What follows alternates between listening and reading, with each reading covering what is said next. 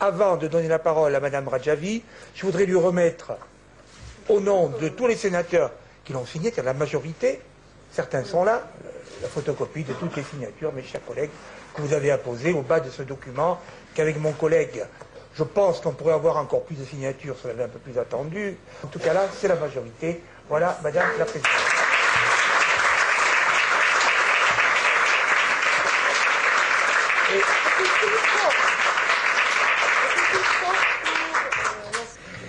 Monsieur le Président, Mesdames et Messieurs les sénateurs, Mesdames et Messieurs, chers amis, je suis très heureuse de me trouver parmi vous. Je souhaite vous exprimer ma profonde gratitude pour la déclaration des sénateurs qui insistent sur le corps du problème iranien, c'est-à-dire la situation d'Ashraf, où résident 3400 membres de la résistance iranienne. Ashraf est le symbole de la persévérance et de la ténacité pour la liberté, une source d'inspiration pour le peuple iranien. Le rôle des résistants d'Ashraf est le même que celui des résistants français sous l'occupation. Le régime des Mollahs connaît parfaitement ce rôle déterminant. C'est pourquoi il se focalise sur Ashraf pour détruire toute forme de résistance.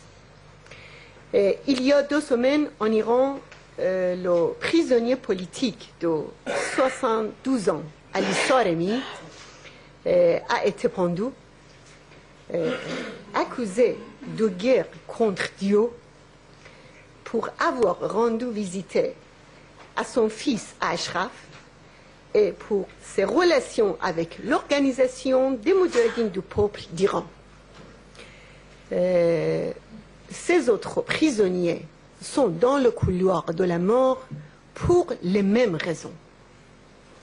Il y a 5 jours également, à la suite de la rencontre du ministre des Affaires étrangères du régime iranien avec le Premier ministre irakien, des agents des Mollahs en Irak, aidés par les forces armées irakiennes, se sont rassemblés devant Ashraf pour lancer une attaque.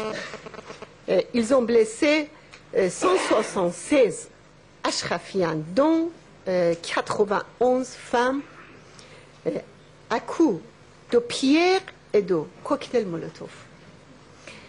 On voit sur les films des soldats participer à l'agression.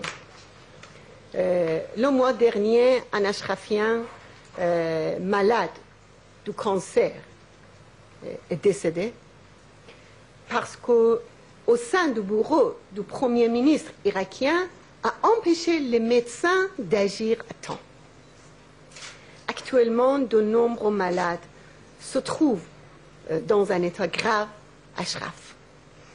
Pour augmenter la pression sur ces résistants, le régime des Mollahs a envoyé depuis un an plusieurs agents qui les menacent de massacres et de destruction 24 heures sur 24 avec 180 haut-parleurs puissants.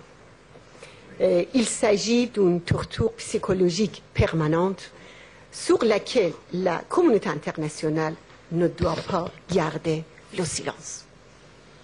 La semaine dernière, la justice espagnole a déclaré que les crimes commis contre Ashraf sont des violations des conventions de Genève.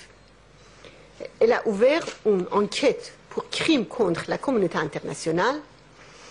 Dans un premier temps, le tribunal a convoqué le commandant de l'offensive contre Ashraf, qui avait fait 11 morts et des centaines de blessés en juillet 2009.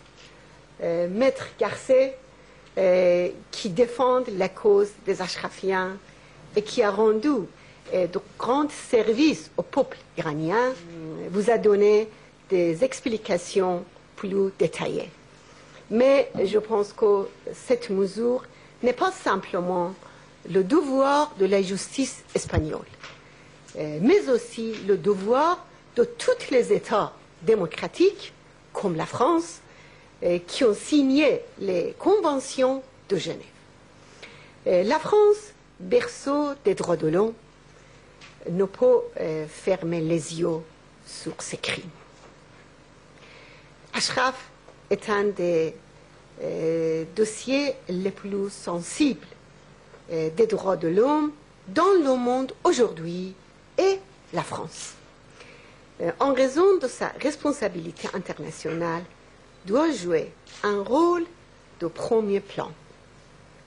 Une majorité de députés, une majorité de sénateurs et plus de 5000 maires de France ont souligné la nécessité de faire protéger Ashraf par la communauté internationale et en particulier à l'ONU. Le gouvernement français devrait